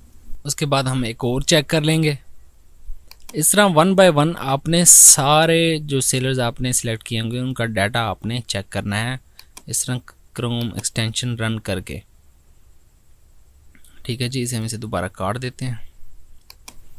और ये देखें जी, इसके तो स्टॉक में एक ही पीस पड़ा हुआ है और estimated sale per month show ही नहीं हो रही, यानी कि ये तकरीबन ना होने के बराबर बेच रहा है। ठीक है जी, उसके बाद हमारे पास आखिरी बंदा बचा हुआ है, इसे भी चेक कर लेते हैं।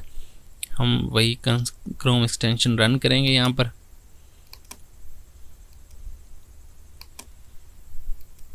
और यहाँ पर हमें डाटा शो होना शुरू हो जाएगा। ये 2 से 3 यूनिट पर मंथ सेल कर रहा है।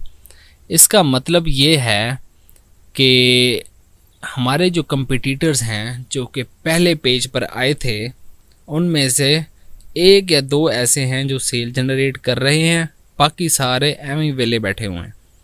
तो ये प्रोडक्ट हमारे क्राइटेरिया पर पूरी नहीं उतरती, इसलिए ये प्रोडक्ट हम नहीं बेचेंगे। जब हम प्रोडक्ट ढूंढेंगे तो सबसे पहले क्या करेंगे, उस प्रोडक्ट का जो मेन कीवर्ड होगा वो हम सर्च करेंगे। उसके बाद उस सर्च रिज़ल्ट में जितने भी आपको रिज़ल्ट शो होंगे पहले पेज पर, वो सारे आपने सेम प्रोडक्ट के ओपन कर लेने हैं एक एक करके।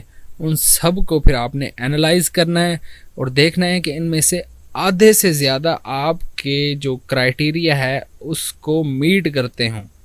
10 लोग हैं मिसाल के तौर पर जो सेम प्रोडक्ट पहले पेज पर बेच रहे हैं, तो उनमें से कम भी 5 से 7 लोग वो होने चाहिए जो कि आपके क्राइटेरिया के मुताबिक सेल्स जनरेट कर रहे हों। अगर वो सेल्स जनरेट आप क्राइटेरिया के मुताबिक नहीं कर रहे, 1 या 2 बंदे सेल जनरेट कर रहे हैं बाकी नहीं कर रहे, तो वो प्रोडक्ट आपने नहीं बेचनी।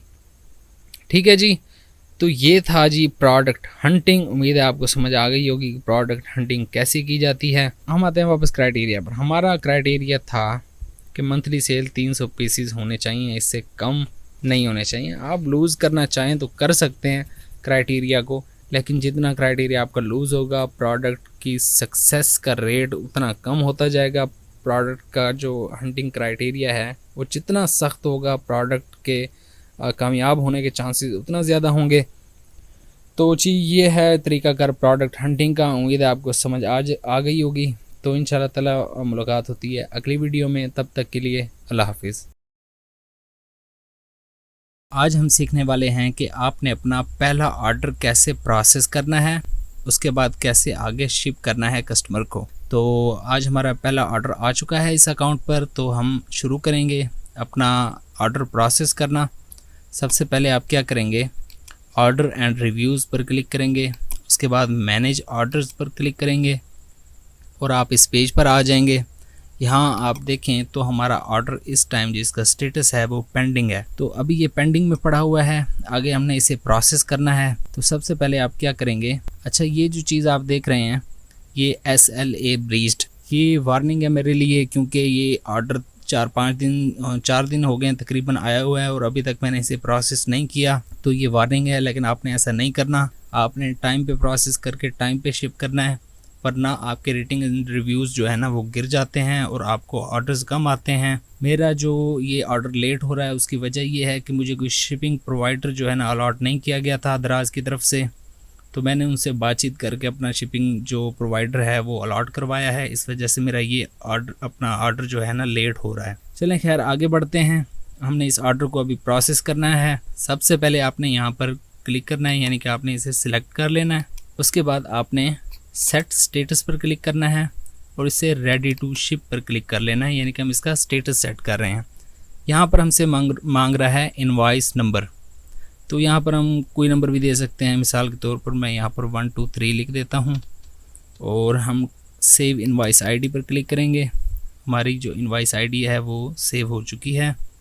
अब यहाँ पर हमें 2 चीज़ें चाहिए। एक तो हमें चाहिए इनवॉइस जिसमें हमारे ऑर्डर की सारी डिटेल होती है जो कि प्रोडक्ट के साथ हमने कस्टमर को भेजनी होती है, और एक हमें चाहिए शिपिंग लेबल जिस पर शिपिंग की सारी इन्फॉर्मेशन होती है। QR कोड होते हैं, बार कोड होते हैं, जिसे कि शिपिंग वाले इस्तेमाल करते हैं आपकी प्रोडक्ट आपके कस्टमर तक पहुंचाने के लिए। चलें जी, सबसे पहले हम इनवॉइस को देख लेते हैं। यहाँ हम इनवॉइस पर क्लिक करेंगे और हम आ जाते हैं इनवॉइस पर। यहाँ पर अगर एक प्रिंटर आपके कंप्यूटर के साथ अटैच है तो आप इसे डायरेक्ट यहाँ से प्रिंट भी कर सकते हैं। अगर आपके पास प्रिंटर नहीं है, अगर आप बाहर से प्रिंट करवाना चाहते हैं तो आप इसे अपने USB मेमोरी कार्ड में किसी पोर्टेबल डिवाइस में सेव कर लेंगे। सेव करने का तरीका मैं आपको समझा देता हूँ। सबसे पहले आप जाएंगे डेस्टिनेशन पर और यहाँ पर आप क्या करेंगे, सेव एज़ PDF पर क्लिक करेंगे और आप इसे सेव कर लेंगे। मैं भी इसे सेव कर लेता हूँ और मैं बाद में प्रिंट करवा लूँगा। ठीक है जी, हमारी इनवॉइस सेव हो चुकी है। अब हम वापस जाएंगे और अब हम शिपिंग लेबल देखेंगे। शिपिंग लेबल पर क्लिक करेंगे और यहाँ पर मैंने इंटरनेट डाउनलोडर मैनेजर इंस्टॉल किया हुआ है तो ये मुझे यहीं पर ही डाउनलोडिंग का ऑप्शन दे रहा है, तो मैं यहाँ से डाउनलोड कर लूँगा। वरना आप जैसे हमने इनवॉइस को डाउनलोड किया था वैसे ही उसी तरीके से आप इनवॉइस भी अपना शिपिंग लेबल भी उसी तरीके से डाउनलोड कर सकते हैं। यहाँ मैं आपको खोल कर दिखा देता हूँ कि शिपिंग लेबल होता क्या है। लें जी, हमारा शिपिंग लेबल होता है। इस पर QR कोड और बार कोड होते हैं जिसे कि डिलीवरी पर्पसेस के लिए स्कैन करके आगे अपने यानी कि कस्टमर तक पहुंचाने के लिए, शिपिंग के लिए इसे यूज़ किया जाता है। अब इसका इस्तेमाल आपने कैसे करना है वो भी मैं आपको आगे चल के समझा दूंगा जब हम अपनी प्रोडक्ट पैक करेंगे। तो अभी हम वापस जाते हैं। हमारे दोनों चीज़ें हो गई, इनवॉइस भी हो गई, शिपिंग लेबल भी हो गया। अब हम क्या करेंगे कि रेडी टू शिप पर इसे क्लिक कर देंगे जिससे हमारा स्टेटस चेंज हो जाएगा हमारे ऑर्डर का। आप देखें यहाँ पेंडिंग से निकल कर ये रेडी टू शिप में आ चुका है। अगर आपकी फ़ाइलें जो डाउनलोड आपने की हैं कहीं इधर उधर हो जाएं तो आप यहाँ से भी जो है ना अपनी फ़ाइलें दोबारा से डाउनलोड कर सकते हैं। आप क्या करेंगे कि इसे सिलेक्ट करेंगे और यहाँ ऊपर ऑप्शन लिखा हुआ है प्रिंट का, इसमें जाएंगे। आप देखें ये सारे जो डॉक्यूमेंट्स हैं, वैसे तो काफ़ी सारे डॉक्यूमेंट शो करवा रहा है, यहाँ पर हमें 2 चाहिए होते हैं, एक शिपिंग लेबल और एक इनवॉइस। तो आप यहाँ से भी इसे दोबारा से भी डाउनलोड कर सकते हैं। जैसे ये लिखा हुआ है प्रिंट इनवॉइस, मैं इस पर क्लिक करता हूँ और हमारे इनवॉइस दोबारा हमारे सामने खोलकर आ जाती है, यानी कि आप इसे दोबारा से भी डाउनलोड कर सकते हैं। तो हमारा जो प्रोसेस वाला जो काम था वो कंप्लीट हो चुका है। अब हमने क्या करना है कि अपने ऑर्डर को पैक करना है। तो यहाँ पर आप देख सकते हैं मेरे पास ये वाली प्रोडक्ट जो है वो डाल दूँगा, उसके बाद इनवॉइस इसके साथ ही डाल दूँगा, उसके बाद इसे सही से सील कर लूँगा और फिर जो ये शिपिंग लेबल है इसे मैं इसकी जो बाहर वाली ट्रांसपेरेंट पॉकेट है उसमें डाल दूँगा ताकि ये बाहर से आसानी से स्कैन हो सके। लें जी, हमारी जो प्रोडक्ट है वो पैक हो चुकी है। चलें जी, आप देखेंगे कि मैं दराज हब में इस जाकर कैसे जमा करवाता हूँ।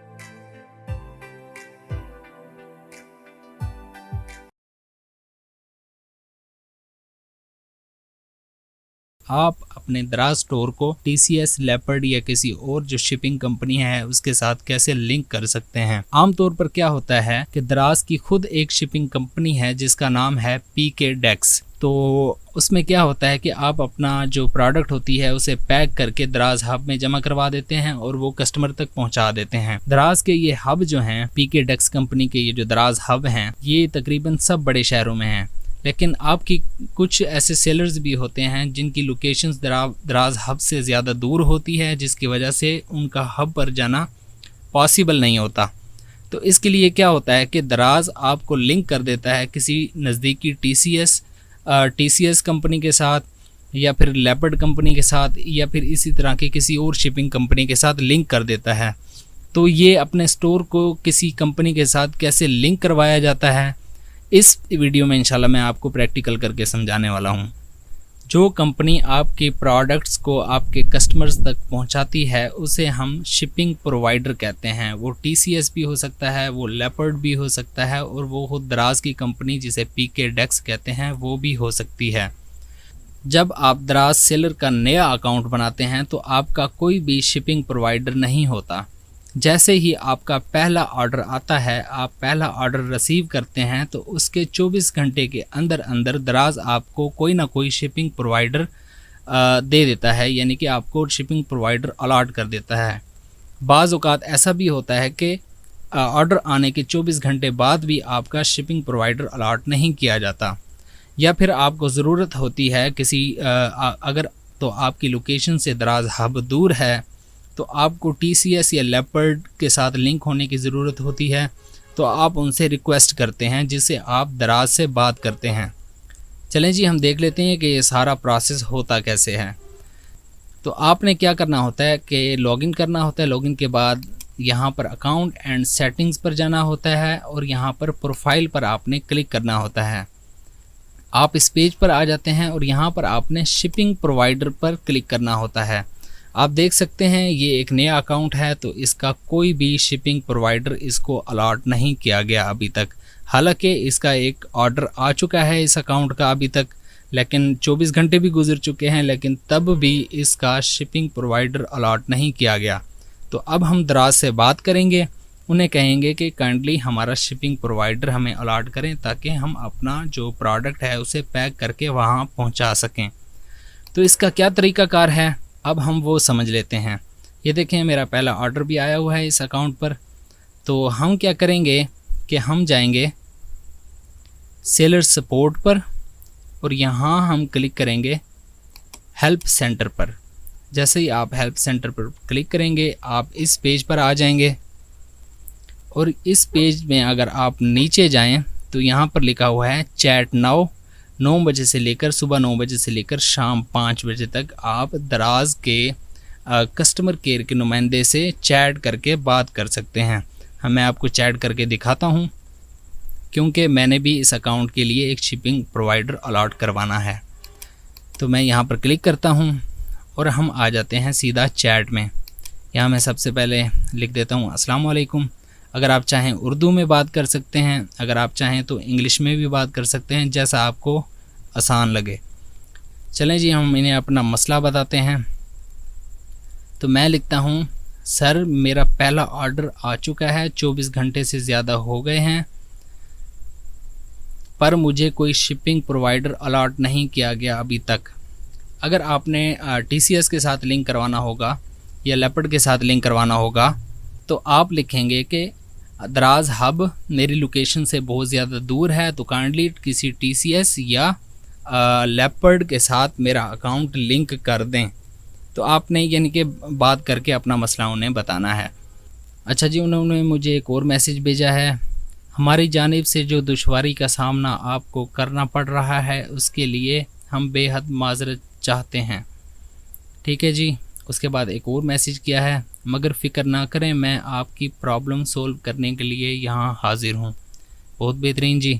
उसके बाद एक और मैसेज आ गया है, परेशान ना हो, लेट मी चेक, ऐसा क्यों है, ताकि मैं आपको सही से गाइड कर सकूँ इस बारे में। तो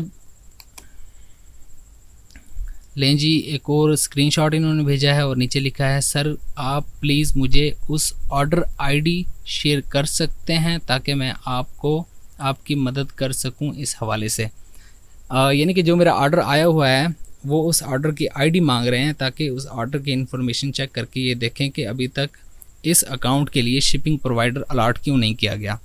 मैं लिख देता हूँ जी ज़रूर, और यहाँ हम जाएंगे सेलर सेंट्रल अकाउंट पर और यहाँ पर मैं क्या करूँगा, ऑर्डर्स एंड रिव्यूज़ में जाऊँगा, यहाँ मैनेज ऑर्डर्स पर क्लिक करूँगा और ये जो मेरा ऑर्डर आया हुआ है आप देख सकते हैं, इसका ये जो ऑर्डर नंबर है मैं इसे यहाँ से कॉपी कर लूँगा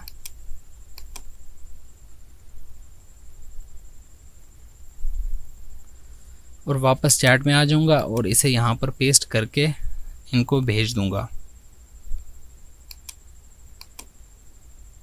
अच्छा जी, थोड़ी देर बाद इनका मैसेज मुझे दोबारा आया है, शुक्रिया सर, बस मुझे थोड़ा सा वक्त दें ताकि मैं आपके इशू पर आपकी रिक्वेस्ट फॉरवर्ड कर सकूं ताकि कंसर्न डिपार्टमेंट टीम आपके मसले पर काम करके हल कर सके।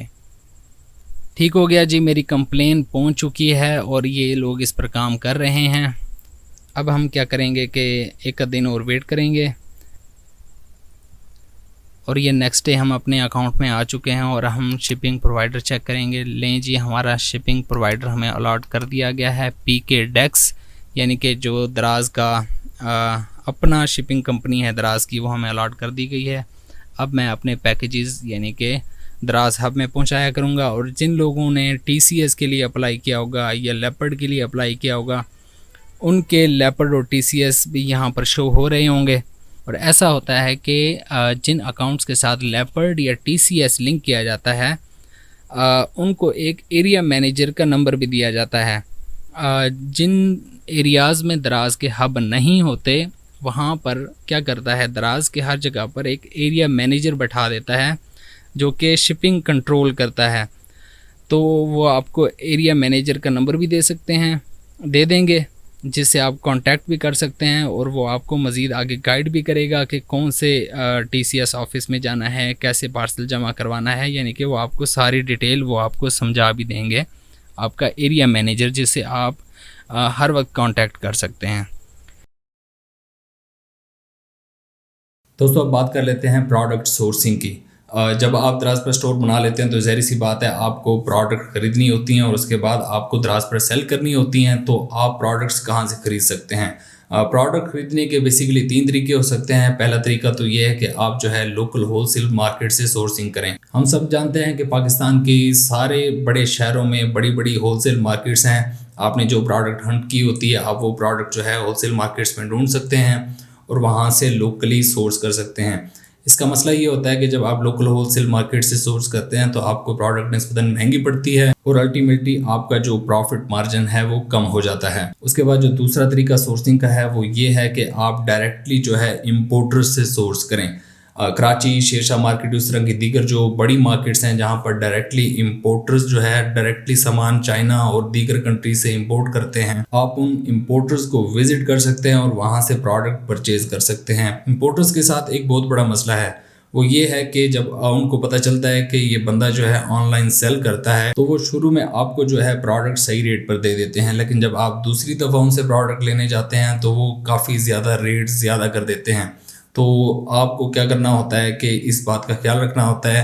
पहला तो आप उनको ये बिल्कुल ना बताएं कि आप जो है प्रोडक्ट्स ऑनलाइन सेल करते हैं, और दूसरी बात ये है कि जब भी दूसरी दफ़ा आपने स्टॉक लेना हो, आपका एक स्टॉक ख़त्म हो जाए और आपने दूसरा स्टॉक लेना हो तो आप खुद ना जाएं बल्कि अपने किसी दोस्त या रिश्तेदार को भेजें। इससे क्या होता है कि आपको सही प्राइस पर स्टॉक मिल जाता है। उसके बाद दोस्तों जो तीसरा तरीका है सोर्सिंग का वो ये है कि आप खुद जो है चाइना से या किसी और कंट्री से प्रोडक्ट इंपोर्ट करें। चाइना से, अलीबाबा से प्रोडक्ट इंपोर्ट करना कोई खास मुश्किल नहीं है, लेकिन ये इस सूरत में हो सकता है जब आपके पास अच्छे खासे ऑर्डर्स आ रहे हों, आपका स्टोर जो है बहुत अच्छा चल रहा हो, क्योंकि आप 100-150 प्रोडक्ट्स तो चाइना से नहीं मंगवा सकते। आपको 1000-2000 प्रोडक्ट्स मंगवानी होती हैं, बल्क क्वांटिटी में, बड़ी क्वांटिटी में आपको प्रोडक्ट्स मंगवानी होती हैं। तो इस हवाले से जो है कंप्लीट एक डिटेल्ड वीडियो मेरी ऑलरेडी मेरे चैनल पर मौजूद है, जिसमें मैंने डिटेल्ड तरीके से आपको बताया है कि आप अलीबाबा से कैसे परचेज करके पाकिस्तान में इंपोर्ट कर सकते हैं। वो वीडियो थोड़ी लंबी है, लेकिन ये है कि उसमें कंप्लीट डिटेल मौजूद है। अगर वो आप वीडियो देखेंगे उसके बाद आपको इंशाल्लाह ताला अलीबाबा से पाकिस्तान में सामान इंपोर्ट करवाने में कोई प्रॉब्लम नहीं होगी। दोस्तों अब बात कर लेते हैं कि जब आप दराज पर एक नया स्टोर बनाते हैं तो आपके पास ऑर्डर्स क्यों नहीं आते, आते हैं तो बहुत कम क्यों आते हैं। दोस्तों जब भी आप दराज पर स्टोर बनाते हैं तो वो एक नया स्टोर होता है, उस स्टोर का कोई पोर्टफोलियो नहीं होता है, कोई हिस्ट्री नहीं होती है, उस स्टोर पर कोई रेटिंग्स एंड रिव्यूज नहीं होते, जिसकी वजह से दराज जो है उस स्टोर को और उस स्टोर पर प्रोडक्ट्स को सर्च रिजल्ट्स में रेकमेंड नहीं करता, जिसकी वजह से ऑर्डर्स कम आते हैं। तो इसका सिंपल सोल्यूशन यही है कि जब आप नया स्टोर बनाए और उस पर प्रोडक्ट्स अपलोड करें तो आप अपनी प्रोडक्ट्स अपने दोस्तों और रिश्तेदारों को रेकमेंड करें। अपने दोस्तों और रिश्तेदारों के जरिए से आप कुछ ऑर्डर्स क्रिएट करवाएं, उसके बाद वो ऑर्डर्स आप प्रोसेस करके शिप करवाएं, उनको रिसीव करवाएं और उसके बाद फ़ोटोज़ के साथ आप अपने रिव्यूज़ लिखवाएं। जब आपके स्टोर पर कुछ रिव्यूज़ आ जाएंगे, आपकी प्रोडक्ट्स पर कुछ फ़ोटोज़ वाले रिव्यूज़ आ जाएंगे, आपका पोर्टफोलियो कुछ अच्छा बन जाएगा, तो दराज का एल्गोरिथम क्या करेगा, आपके स्टोर पर मौजूद प्रोडक्ट्स को लोगों को रेकमेंड करना शुरू कर देगा, जिसके नतीजे में आपको ऑर्डर रिसीव होना शुरू हो जाएंगे। तो दोस्तों ये था एक सिंपल सा तरीका कि आप एक नए स्टोर पर ऑर्डर्स कैसे लाते हैं। दोस्तों अब हम बात कर लेते हैं कि दराज हर प्रोडक्ट पर कितना कमीशन चार्ज करता है। आमतौर पर यही बात मशहूर है कि दराज जो है हर प्रोडक्ट पर अलग-अलग कमीशन चार्ज करता है, हालांकि दराज प्रोडक्ट्स पर नहीं बल्कि कैटेगरीज पर कमीशन चार्ज करता है। दराज की डिफरेंट कैटेगरीज हैं जिनकी कंप्लीट लिस्ट जो है उसका लिंक आपको डिस्क्रिप्शन में मिल जाएगा, वो लिंक आप विजिट करें और वहां पर देखें कि दराज ने कौन कौन सी कैटेगरीज बनाई हुई हैं और हर कैटेगरी पर वो कितना कमीशन चार्ज करता है। आप अपनी प्रोडक्ट की कैटेगरी देखें और उसका कमीशन चेक करें और उसके बाद आप अपनी प्रोडक्ट की प्रॉफिट कैलकुलेशन करें, उसके बाद आप अपनी प्रोडक्ट लिस्टिंग करें। कुछ प्रोडक्ट्स ऐसी हैं जिन पर दराज जो है बहुत कम कमीशन चार्ज करता है और कुछ प्रोडक्ट्स ऐसी हैं जिन पर दराज बहुत ज़्यादा कमीशन चार्ज करता है, जिनमें फैशन से और कॉस्मेटिक से रिलेटेड प्रोडक्ट्स शामिल हैं। तो आप जो है वो लिस्ट विजिट करके देख सकते हैं कि कौन सी कैटेगरी पर दराज कितना कमीशन चार्ज कर रहा है और इस हिसाब से आपकी प्रॉफिट कैलकुलेशन क्या है और आपने अपनी प्रोडक्ट कितने रेट पर लिस्ट करनी है। दोस्तों अब बात कर लेते हैं कि दराज पर कौन सी प्रोडक्ट बेचने की इजाज़त है और कौन सी प्रोडक्ट बेचने की इजाज़त नहीं है। तो जी हाँ, दराज पर काफ़ी सारी प्रोडक्ट्स ऐसी भी हैं जिनको बेचना वहाँ पर अलाउड नहीं है और कुछ प्रोडक्ट्स ऐसी हैं जो कि आप सिर्फ ऑथराइजेशन लेटर के साथ दराज पर बेच सकते हैं। कुछ ऐसी ईडेबल और मेडिकल से रिलेटेड प्रोडक्ट्स हैं जो कि आप बिल्कुल सेल नहीं कर सकते और कुछ मेडिकल और ईडेबल प्रोडक्ट्स ऐसी हैं जिनको आप ऑथराइजेशन लेटर के साथ सेल कर सकते हैं। कुछ ऐसी प्रोडक्ट्स हैं जो कि आप दराज पर बिल्कुल ही सेल नहीं कर सकते, जिनमें सेल्फ डिफेंस से रिलेटेड प्रोडक्ट्स हैं, जिनमें एयर गन्स, स्लिंग शॉट्स और नाइफ वगैरह इस तरह की जो हथियारों से रिलेटेड चीज़ें हैं वो बिल्कुल भी आप सेल नहीं कर सकते। उसके बाद और भी एक लंबी लिस्ट है जिसमें दराज ने कंप्लीट डिटेल में लिखा हुआ है कि वो कौन कौन सी प्रोडक्ट्स की इजाज़त देते हैं बेचने के लिए और कौन कौन सी प्रोडक्ट्स जो हैं वो रिस्ट्रिक्टेड हैं, दराज पर बेचने की इजाज़त नहीं है। तो रिस्ट्रिक्टेड प्रोडक्ट्स की कंप्लीट लिस्ट का लिंक जो है आपको डिस्क्रिप्शन में मिल जाएगा, आप वो विजिट कर लें। उसमें आपको हर एक चीज़ डिटेल में मिल जाएगी कि कौन सी प्रोडक्ट बेचने की इजाज़त है और कौन सी प्रोडक्ट बेचने की इजाज़त नहीं है। तो दोस्तों ये था दराज का हमारा कोर्स। उम्मीद है आपको काफ़ी कुछ सीखने को मिला होगा। इनमें जितने भी टॉपिक थे इनके हवाले से अगर आपका कोई क्वेश्चन हो तो वो भी आप जो है कमेंट सेक्शन में पूछ सकते हैं और हमारी मुलाकात होगी इंशाल्लाह अगली किसी वीडियो में। तब तक के लिए अल्लाह हाफिज़।